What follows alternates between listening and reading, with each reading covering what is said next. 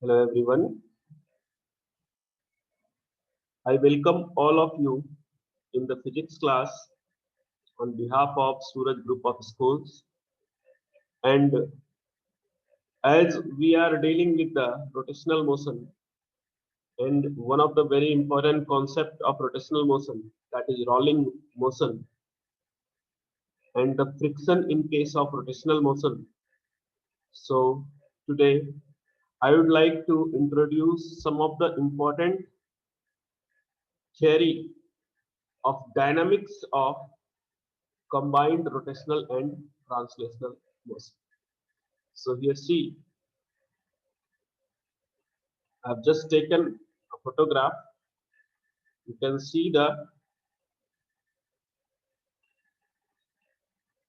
points here. I will explain these points.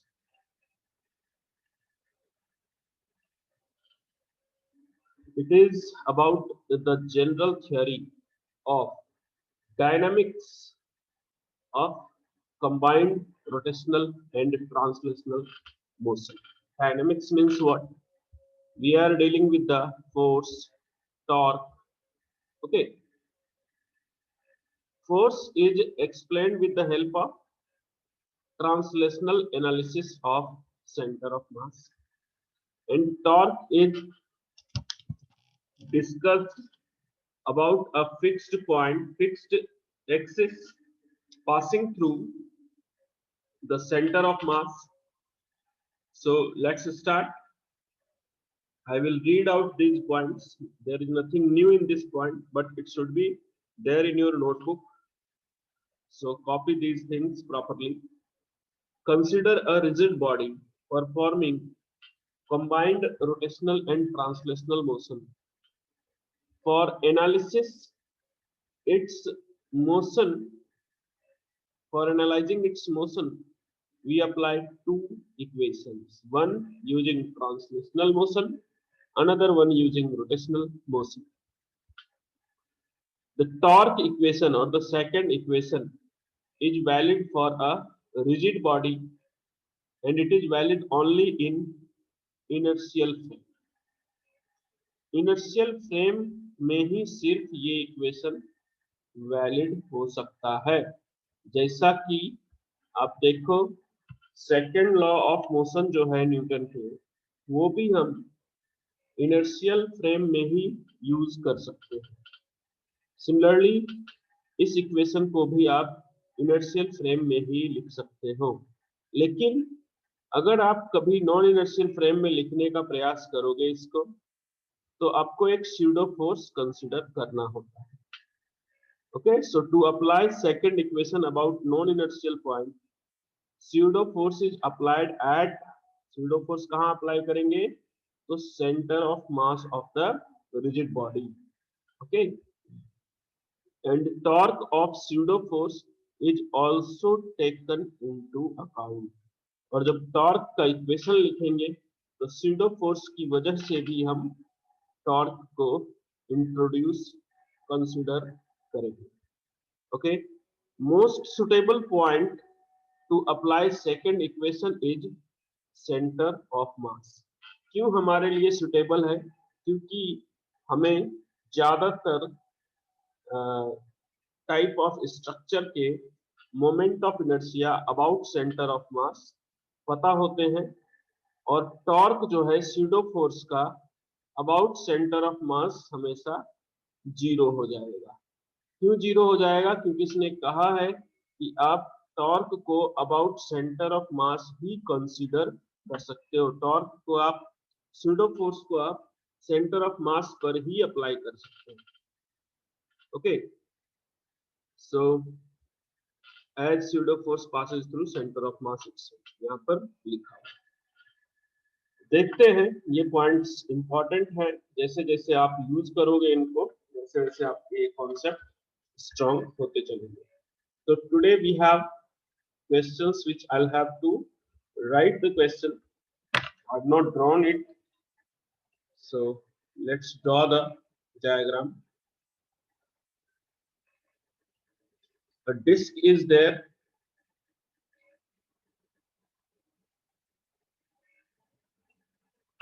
and this disk is placed on a rough surface.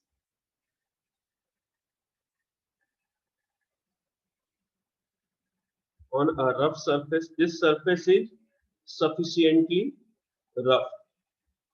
जब भी कभी question में ये लिखा हो कि ये sufficiently rough है, इसका मतलब आपको समझ जाना है कि मोशन कैसा है, प्योर रोलिंग है, sufficiently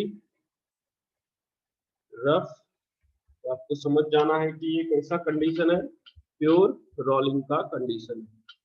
अब इसमें क्या कहा गया कि इस डिस्क का सेंटर ऑफ मास जहां है वहां से x हाइट ऊपर पे एक फोर्स अप्लाई किया मैंने, F, a force capital F is applied। Question इस तरीके से दिया गया है कि हमारे पास एक डिस्क है, मास m और रेडियस r। हमें क्या करना है, find the value of x so that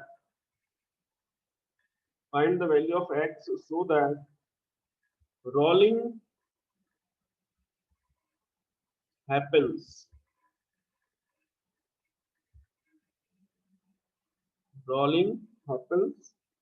without friction।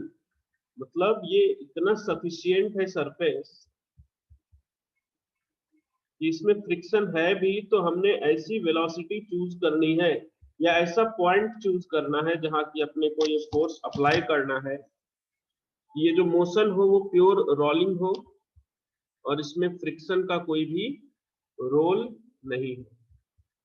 तो आप इसको सॉल्व कर सकते हो। I will give you only 30 seconds. क्या है इसका, हम क्या बनाएंगे, पहले फ्री बॉडी डायग्राम बनाएंगे। एक ऊपर नॉर्मल है, नीचे mg जो कि एक दूसरे को बैलेंस कर रहा है। अब इस ऑब्जेक्ट पर फोर्स हमने x हाइट पर अप्लाई किया from centre of mass. Bottom point का एक्सेलरेशन क्या होगा आप देख लो। हम यहाँ से प्योर रोलिंग के कंडीशन जब अप्लाई करेंगे, when we use the condition of pure rolling, what will happen, this acceleration of center of mass can be written as alpha times r। क्यों ऐसा कर रहे पंकज, समझ में आया था, तुमने डाउट पूछा था कि इसमें जो एक सरफेस है वो क्या है, फिक्स है।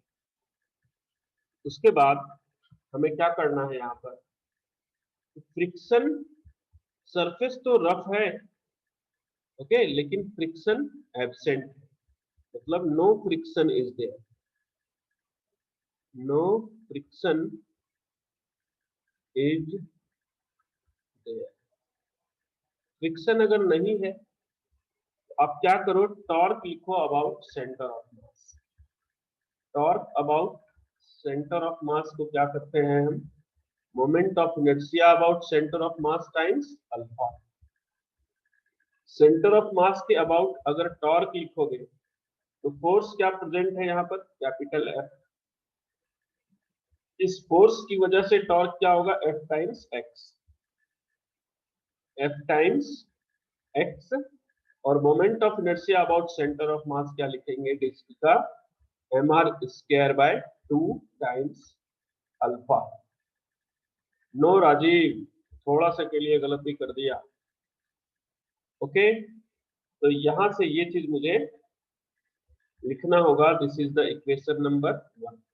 अब मैं ऐसा कंसीडर करता हूं कि ये जो है सेंटर ऑफ मास का एक्सेलरेशन ACM है। इसी वजह से तो देखो आप इस पॉइंट का एक्सेलरेशन मैंने क्या लिखा है, राइट साइड में ACM, लेफ्ट साइड में अल्फा r, क्योंकि इसको कैसा ओमेगा मिला होगा, क्लॉकवाइज मिला होगा, तो क्लॉकवाइज ओमेगा या अल्फा की वजह से एक्सेलरेशन इस पॉइंट पर आ जाता है ACM माइनस अल्फा r। तो टॉर्क लिखोगे, उसके बाद आप force equals to mass into acceleration लिख सकते हैं। दूसरा इक्वेशन है अपने पास, force equals to mass into acceleration. उससे पहले मैं क्या करता हूँ, इसी को थोड़ा सा और अरेंज कर लेते हैं। एफ एक्स और आर अल्फा को आप क्या लिख सकते हो, प्रीवियस पेज पर आप देखना, you can write the ACM by 2 into एक आर बच गया, तो इसको मान लेते हैं हम equation number 1। This is our equation number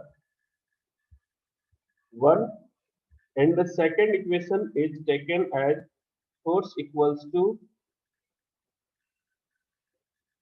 mass into acceleration of center of mass। अब क्या करो, आप इनको डिवाइड कर दो। इनको जब आप डिवाइड करोगे तो देखना क्या बचेगा, x will be equals to Rajiv r by 2 is the answer, not r by 3। Please check your answer. ये 3 तुम्हारा कैसे आ गया डिनोमिनेटर में 2 की जगह? तो एक तो ये आ गया अपने पास आंसर जो इस क्वेश्चन में पूछा गया था कि x की वैल्यू बताइए जबकि फ्रिक्शन एब्सेंट है। तो फ्रिक्शन को हमने हटाया, जो फोर्स है अपने पास उसके हेल्प से हमने टॉर्क लिख दिया, और उस टॉर्क के बाद हमने एक ट्रांसलेशनल मोशन के कंडीशन को यहाँ पर यूज कर दिया। मान लो इसी क्वेश्चन का बी पार्ट है अपने पास। बी पार्ट में हम क्या लिख सकते हैं, मान लीजिए बी पार्ट में आपको फाइंड करना है, बताइए कि acceleration of centre of mass क्या होगा। तो हम क्या करते हैं, हम ऐसा काम करेंगे, ये तो बड़ा सिंपल हो जाएगा। Acceleration of centre of mass F equals to m a c m, क्योंकि फ्रिक्शन है नहीं तो सेंटर ऑफ मास का एक्सेलरेशन हो जाएगा फोर्स अपॉन मास। बस, बहुत सिंपल सिंपल सवाल पूछे जाते हैं इस चैप्टर से। और आपको मान लो थर्ड पार्ट है, थर्ड पार्ट में आपसे अल्फा पूछ लिया गया, तो अल्फा क्या होता है, ए बाय आर। ए की वैल्यू हमने फाइंड करी, ये आ गया एफ बाय एम आर। लेकिन ये केस बड़ा ही सिंपल है, ये बहुत ही फेमस क्वेश्चन होता है कि पूछा जाता है कि फोर्स में कहां पर अप्लाई करूं ताकि ये प्योर रोलिंग मोशन करेगा, या फिर surface is given sufficiently rough. अब आप एक चीज और याद रखना, इसको जो मैंने टॉपलिंग बताया था, टॉपलिंग से थोड़ा सा कंपेयर करना। आज आप क्लास के बाद इसको बंद करके टॉपलिंग भी देखना एक बार। ऐसा ही कुछ था वहां पर भी, लेकिन उसमें नॉर्मल की शिफ्टिंग हो रही थी। Okay, so this is a very good question. You will maintain such concepts in your notebook as well as in your mind, head, whatever you have. Now I will give you one more question, but this question is actually very important as per the theory, क्योंकि इस question को मैं एक theory का ही हिस्सा मानता हूँ, इसीलिए मैं कह रहा हूँ कि ये जो मैं करने जा रहा हूँ ये बड़ा इंपॉर्टेंट है, और इसके रिजल्ट्स आप डायरेक्टली याद भी रखोगे कि एक डिस्क है मेरे पास या कोई भी स्ट्रक्चर, डिस्क हो सकता है, स्फेरिकल बॉल हो सकता है, चाहे वो सॉलिड हो। ओके, जो भी स्ट्रक्चर हमारे पास है यहाँ पर आप देखना, इस स्ट्रक्चर का मास दिया गया है m, रेडियस r, और moment of inertia is I। हमें पता है कि moment of inertia structure to structure vary करता है, डिस्क के लिए कुछ और हो जाता है। ओके, या फिर डिस्क के बाद की बात करूं मैं, स्फेयर सॉलिड हो सकता है, होलो हो सकता है। तो इस तरीके से I will come to you, Ayush, your doubt will be taken। First let me write this question। और यहाँ पर ऐसा दिया गया है कि ये सफिशिएंटली रफ है, या फिर क्वेश्चन में ये गिवन होगा, या तो ऐसा करके लिखेंगे कि सफिशिएंटली रफ है, या फिर इसी से अपन समझ जाएंगे कि प्योर रोलिंग है, या क्वेश्चन में गिवन होगा रोलिंग विदाउट स्लिपिंग। तो इन तीन शब्द से अपने को ये पता चल जाएगा कि यहाँ पर रोलिंग मोशन के वेलोसिटी और एक्सेलरेशन वाले कॉन्सेप्ट्स हम यूज कर सकते हैं। रोलिंग विदाउट स्लाइडिंग या स्लिपिंग, SLIPPING। ओके, तो हमें क्या बताना होता है, मैं यहाँ पर रिजल्ट भी लिख देता हूँ। आप लोग कभी भी इस चीज को पढ़ना तो ये फॉर्मूला जरूर रटना। Force upon mass upon 1 plus I by MR square. अभी मैं इसको प्रूफ करूंगा, लेकिन एक बार आयुष का एक डाउट है वो मैं पढ़ना चाहूंगा, आप लोग सब ध्यान दीजिए। Sir what is meant by without friction. तो देखो आयुष, तुम्हें याद हो एक कंडीशन हमने एनालाइज किया था जिसमें कि कुछ ऐसा था कि इंक्लिनेशन थी रॉड की, एक व्हीकल यहाँ पर चल रहा था और इसमें हमने सेफ स्पीड कैलकुलेट करी थी v0 equals to under root r g tan theta. ये सेफ स्पीड किसके लिए था? दिस वाज फॉर द, मतलब कि it will move on the track without help of friction. बिना फ्रिक्शन के हेल्प के ये मेंटेन कर पा रहा था अपने मोशन को, अगर उसकी velocity under root r g tan theta थी। तो सिमिलरली यहाँ पर है कि अगर फ्रिक्शन नहीं है, मतलब this is rolling and we have applied a force, तो बिना फ्रिक्शन के ये रोलिंग को मेंटेन करके रख सकता है। उसके लिए एक्स की वैल्यू बता दी। इसलिए मैंने फ्रिक्शन को, आप देखोगे कल के क्वेश्चन में मैंने जब टॉर्क लिखा था तो फ्रिक्शन की वजह से भी टॉर्क लिखा था यहाँ पर। आज मैंने फ्रिक्शन को कंसीडर नहीं किया है क्योंकि क्वेश्चन में नहीं दिया गया है कि आपको फ्रिक्शन को कंसीडर करना है। नाउ आई एक्सपेक्ट कि आपको समझ में आ गया होगा कि ये कंडीशन है, we will not consider the friction. अगर आपको समझ में आ गया है तो प्लीज बता दें मुझे, फिर मैं इस क्वेश्चन को आगे सॉल्व करता हूँ। बहुत लोग एब्सेंट करने लगे फिर से, अभी ये सारा अटेंडेंस जा रहा है डेली का डेली, जो भी मैं आपका स्क्रीनशॉट लेता हूँ and it is maintained in the register this time। देखिए हम इसको सॉल्व करते हैं। हमारे पास जो स्ट्रक्चर है इसके लिए मुझे क्या करना है, सेंटर ऑफ मास के एक्सेलरेशन फाइंड करना है।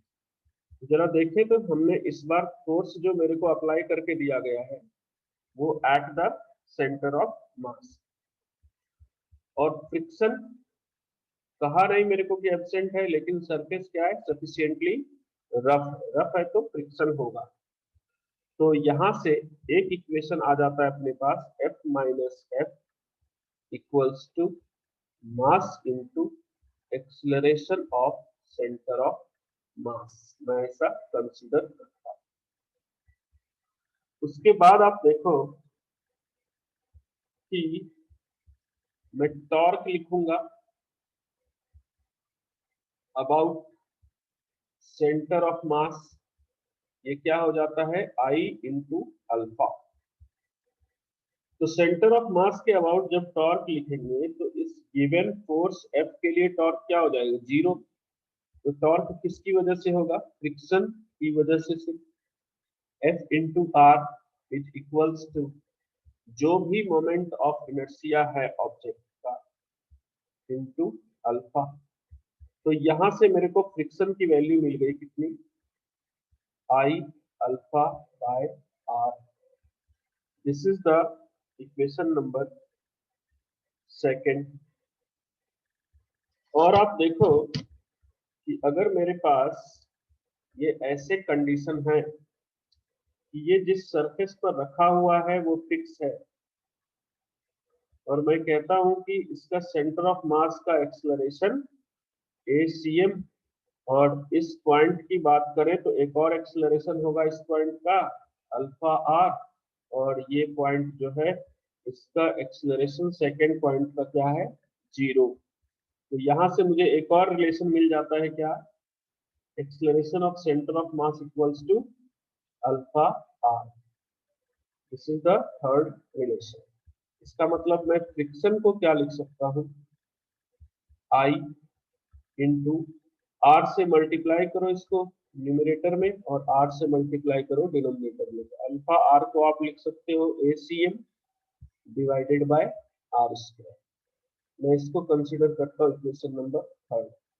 अब फर्स्ट में इस थर्ड की वैल्यू को पुट कर देते हैं, तो क्या आ जाएगा, फर्स्ट एंड थर्ड से we will be getting F minus friction force I, acceleration of center of mass divided by R square equals to mass of the structure into acceleration of center of mass। तो यहां से आप देखो F को क्या लिखोगे, acceleration of center of mass will be taken common, M plus I by R square। तो यहां से आ गया आपके पास acceleration of center of mass will be capital F upon M plus I by R square। तो यहां से capital M common ले लो, तो acceleration of centre of mass क्या आ गया, force applied divided by mass upon 1 plus I by M R square. तो आप देख सकते हो कि जो मुझे प्रूफ करना था मैंने वो प्रूफ कंप्लीट कर दिया यहाँ पर। अब इस रिजल्ट को आप याद रखोगे, we will cram this result and we will be using directly in the questions which are asked in JEE or NEET। तो आप एक बार देखो कि क्या क्वेश्चंस थे। मीनवाइल मैं आपके now one more part of this concept is, I will draw that part here, wait for a second। तो इसके लिए हमें सेम टू सेम कैलकुलेट करना है, और ये भी गिवन है, this is sufficiently rough. When I से that the structure is sufficiently rough, it means this ball or whatever is performing what, pure rolling motion। तो आप देखना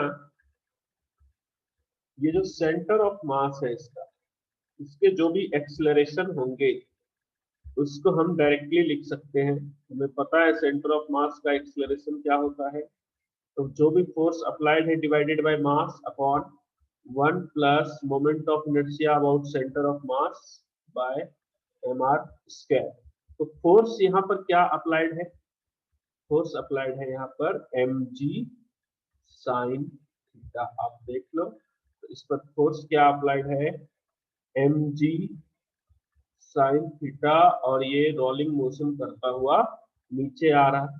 force applied divided by mass upon 1 plus I by mr square. तो आप देखो कि हमारे लिए यहाँ पर आंसर क्या आ गया, acceleration of centre of mass we can write g sine theta upon 1 plus I by mr square. तो ये इंक्लाइन प्लेन के लिए भी आप याद रख सकते हो। मैं आपको बता रहा हूँ क्वेश्चन हर बार पूछा ही जाता है इस कॉन्सेप्ट पर, डायरेक्ट एक्सेलरेशन पूछेंगे, या तो केस ऐसा होगा हॉरिजॉन्टल प्लेन में, तो जो भी फोर्स अप्लाई करेंगे, मान लो 2 न्यूटन 5 न्यूटन, यहाँ पर force by mass upon 1 plus जो भी स्ट्रक्चर होगा उसका मोमेंट ऑफ इनर्शिया आपको पता होगा, चाहे वो सॉलिड स्फीयर हो, हॉलो स्फीयर हो या कुछ और हो। तो हम एक इन जनरल क्वेश्चन डिस्कस करते हैं, थोड़ा डायग्राम बना लेता हूं मैं।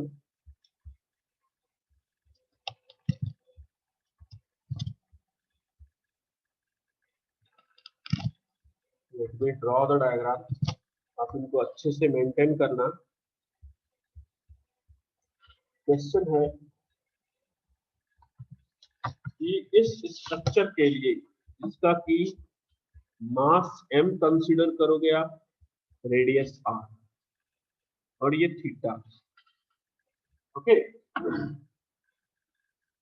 आपको क्या करना है, मैं ही सॉल्व करते चलता हूं, आप जरा देखो इसको बस।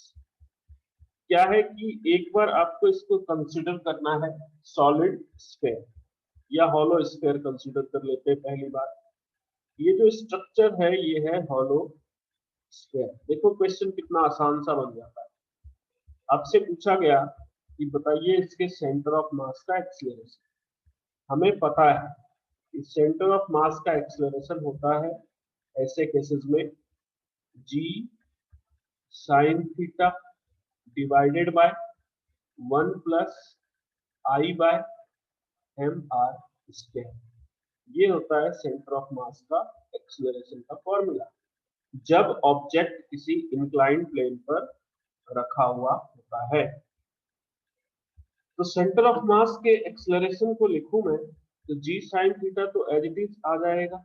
अब थीटा भी कुछ दिया होगा आपको 30 डिग्री 60 डिग्री, इसको भी पुट कर सकते हो आप। 1 प्लस और डिनोमिनेटर में क्या है एम आर स्क्वायर। अब हॉलो स्फीयर का मोमेंट ऑफ इनर्शिया आपको पता होगा क्या होता है 2/3 M are square about its centre of mass. M are square cancel कर दो, क्या बच गया आपके पास, the answer will be 3/5 g sin। दूसरी बार आपके पास स्ट्रक्चर में ले लेता हूं सॉलिड स्फीयर। ऐसे करके स्ट्रक्चर चेंज कर करके आपसे पूछे जा सकते हैं कि एक्सीलरेशन बताइए सेंटर ऑफ मास का। अगर मैं ये सॉलिड स्फीयर लेता हूं तो क्या हो जाएगा g sin theta upon 1 plus एक तो एम आर स्क्वायर डिनोमिनेटर में और सॉलिड स्फीयर का moment of inertia 2/5 m are square. So the answer of acceleration of center of mass will be 5/7 g sin theta। या फिर आप मान लो third time इसको ऐसा कंसिडर कर लिया कि एक सॉलिड सिलेंडर है। अगर मैं इसको सॉलिड सिलेंडर कंसिडर करता हूं, पूरा ही लिख लूं सॉलिड सिलेंडर, तो acceleration of centre of mass आप क्या डिफाइन करोगे g sin theta upon 1 plus solid cylinder का मोमेंट ऑफ इनर्शिया होता है एम आर स्क्वायर बाई 2 और इसको डिवाइड करेंगे एम आर स्क्वायर से, तो ये आ जाता है अपने पास 2/3 g sin थीटा। चौथी बार मैं इसको ऐसा भी कंसिडर कर सकता हूं। अभी आप लोग बने रहना लेक्चर में, अभी लास्ट में अपने को कुछ करना है। इसमें सॉलिड सिलेंडर की जगह हॉलो सिलेंडर अगर है तो acceleration of centre of mass आप क्या लिखोगे g sin theta divided by 1 plus m are square divided by m are square. तो ये दोनों एम आर स्क्वायर कैंसिल हो जाएंगे, तो आपको मिलेगा g/2 sin थीटा। एक ये और दो रिजल्ट हमने यहाँ पर बनाए हैं, एक हॉलो स्फीयर के लिए और दूसरा सॉलिड स्फीयर के लिए। तो इनको कंपैरिजन पूछे जाते हैं। चार स्ट्रक्चर दे देंगे और बोलेंगे compare there acceleration of centre of मास। तो देखिए अगर कंपेयर करेंगे तो सबसे कम है हॉलो स्फीयर का एक्सीलरेशन, सॉरी हॉलो सिलेंडर का मिलेगा आपको सबसे पहले। सबसे कम मिलेगा किसका, हॉलो सिलेंडर का। रटना नहीं इसको क्योंकि स्ट्रक्चर चेंज हो जाएगा। Then you will get hollow sphere, then solid cylinder.